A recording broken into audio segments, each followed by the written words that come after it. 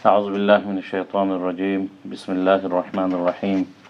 إن الحمد لله نحمده ونستعينه ونستغفره ونعوذ بالله من شرور أنفسنا ومن سيئات أعمالنا. من يهده الله فلا مضل له ومن يضلل فلا هادي له، وأشهد أن لا إله إلا الله وحده لا شريك له، وأشهد أن محمدا عبده ورسوله. قال تعالى: يا أيها الذين آمنوا اتقوا الله حق تقاته ولا تموتن إلا وأنتم مسلمون. وقال تعالى: يا أيها الذين آمنوا اتقوا الله وقولوا قولا سديدا يصلح لكم أعمالكم ويغفر لكم ذنوبكم ومن يطع الله ورسوله فقد فاز فوزا عظيما. صدق الله العظيم. محترم و قدرمنو ورونو، د خپل ځان د اصلاح او د ملګرو د اصلاح او د ټولنې د اصلاح په موخه باندې او د اجر و ثواب په نیت باندې او د ځینو مخلصو ملګرو په مسلسل اصرار سره غواړو چې د درسونو د اصلاح نفس او تزکیه النفوس د درسونو یوه نوې لړۍ او سلسله شروع کړو، او دا د مختصرو درسونو له لارې چې مختصر درسونه به انشاءالله هره ورځ د الله په توفیق سره یا یو ورځ بعد یو درس ثبتوو. دا چې مصروفیتونه زیات دي، په یو ځای کې تجمع د ملګرو سره د درس په شکل باندې هر وخت ممکن نه وي، نو وخت ضایع کېږي یا وخت تېرېږي. د دې په خاطر باندې ما دا لاره غوره او مناسبه وبلله چې هر چېرته یاستو، که په سفر و او که په حضر و، او نو دا سلسله باید منقطع نشي او د مختصرو درسونو له لارې تر ملګرو پورې د اصلاح النفوس او تزکیه النفوس د درسونه ورسوو. نو د ثبت لارې به دا کار کوو، درسونه به ثبتوو ولو که په سفر باندې هم و، او بیا به د مختلفو اصلاحي ګروپونو چې مختلفو ملګرو جوړ کړي دي انشاءالله تر هغوی به یې رسوو.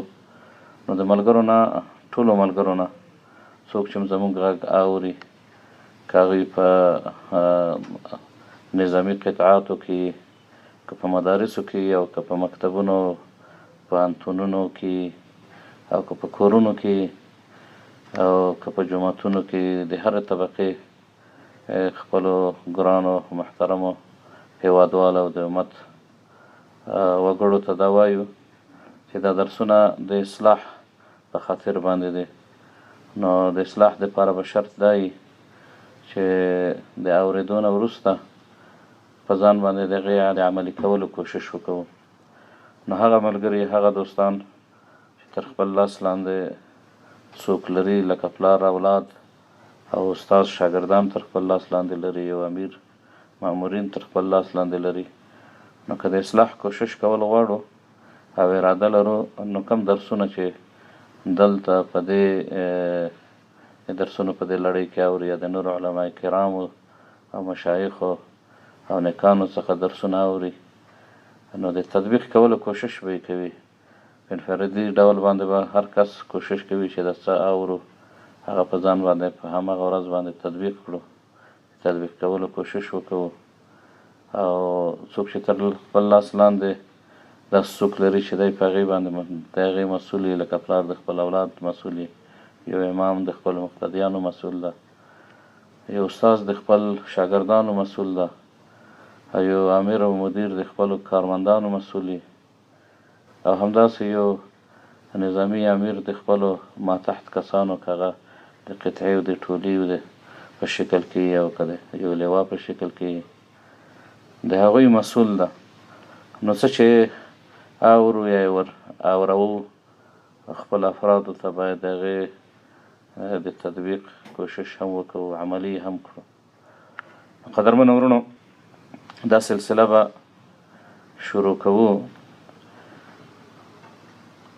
او کوشش به کوو چې دغه امراضو علاج ورباندې وکړو، هغه معنوي امراض چې د هغې په وجه باندې د انسان بېلارې کېږي او د انسان د اصلاح او د صلاح لاره مخنیوی ورباندې کېږي. هغه امراض په انسانانو کې موجود دی، په موږ تاسو ټولو کې موجود دی. الله دې رحم وکړي. نو کوشش کوو چې د هغه امراضو په یادونه سره یو مرض کوم چې زړونه خرابوي، کوم چې زړونه ګمراه کوي او کوم چې مجتمع ګمراهۍ طرف ته بیایي، فساد طرف ته یې بیایي، هغه مرضونو تشخیص وکړو. بیا د شریعت په رڼا کې د علما کرامو د اقوالو او د هغوی د دعوتي مقالو په رڼا کې، د هغې په شروح په رڼا کې د هغې علاج بیان کړو او کوشش وکړو چې خپل ځان ورباندې اصلاح کړو. نو د اصلاح القلوب او تزکیة القلوب او یا د تربیت د علماو پسې اقتدا کوو.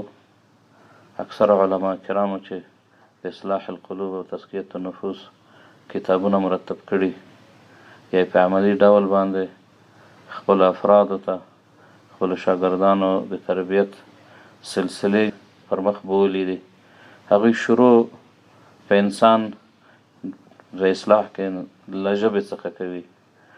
د تربیت او د مسنون تصوف کتابونه چې وګورو، نو د ژبې د اصلاح څخه کوشش کوي چې شروع د هغې ځای نه وکوي. ځکه یو حدیث شریف ده، عن ابي سعيد الخدري رضي الله عنه عن النبي صلى الله عليه وسلم قال: إذا أصبح ابن آدم فإن الأعضاء كلها تكفر اللسان تقول اتق الله فينا فإنما نحن بك إن استقمت استقمنا وإن اعوججت اعوججنا. رواه الترمذي.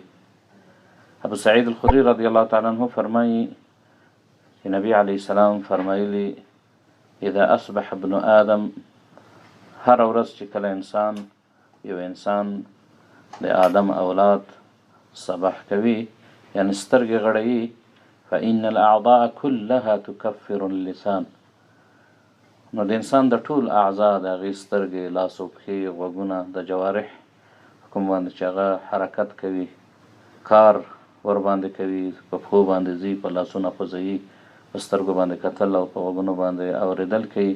دا ټول هغه جوارح دي چې نیک کارونه هم دغه جوارح کوي او بد کارونه هم دغه جوارح کوي.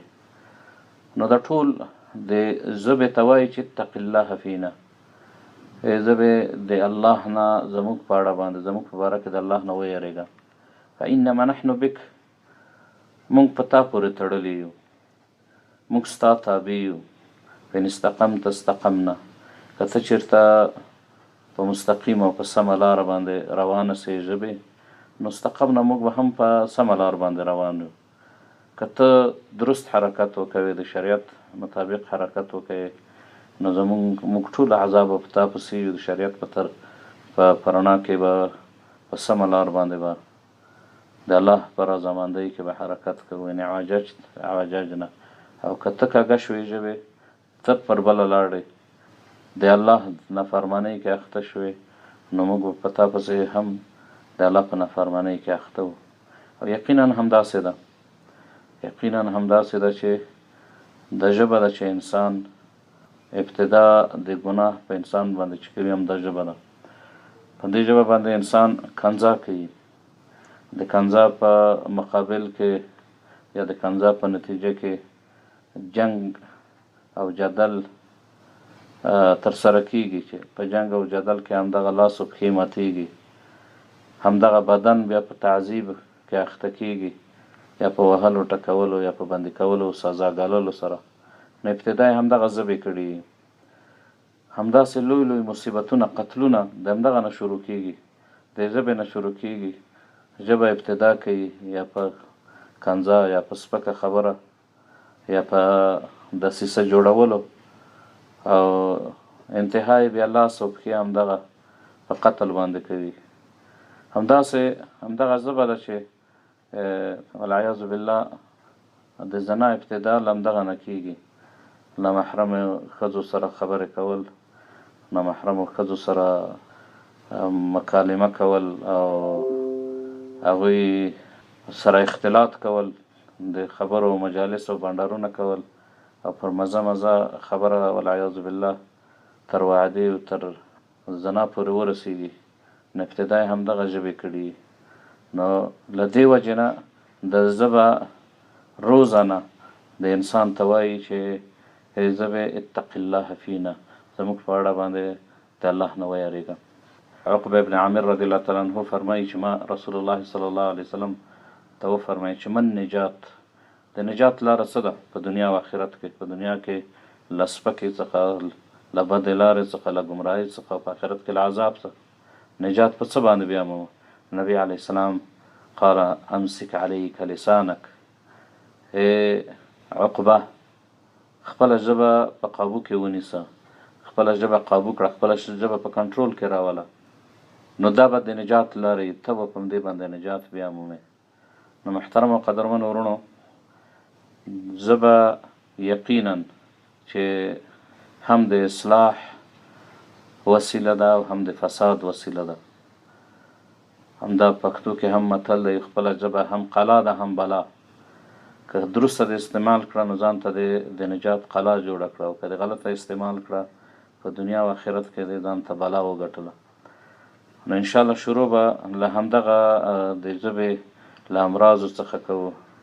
امراض اللسان، یا علما د تربیت او تصوف په آفات اللسان باندې یادوي. آفات اللسان، آفات اللسان هغه یو سلسله ده د آفتونو والعیاذ بالله. له الله رب العزت ته موږ تاسو ټول د دغه آفتونو څخه په خپل امان او په خپل حفظ کې وساتي.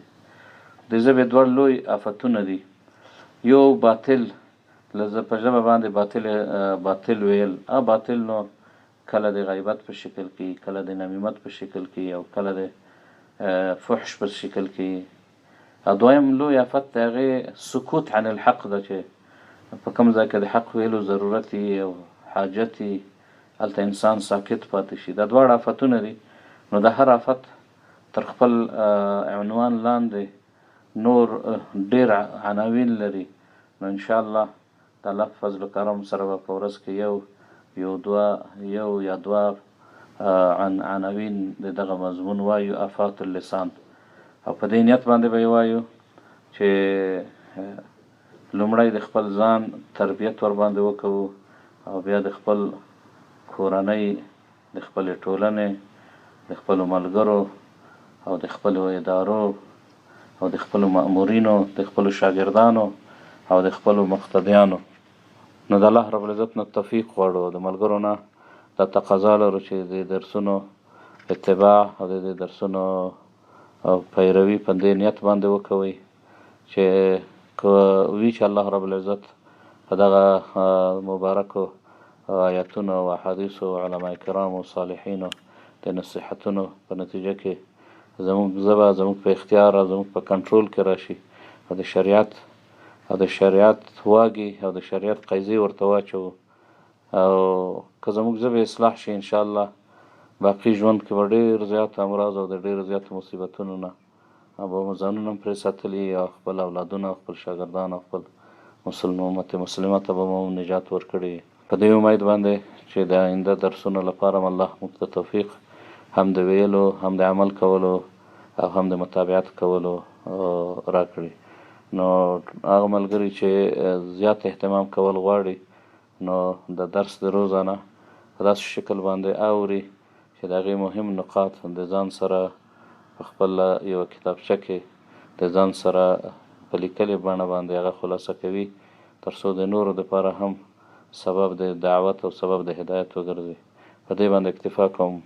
اقول قولي هذا استغفر الله لي ولكم ولسائر المسلمين، وصلى الله تعالى على خير خلقه محمد وآله وصحبه أجمعين برحمتك يا أرحم الراحمين.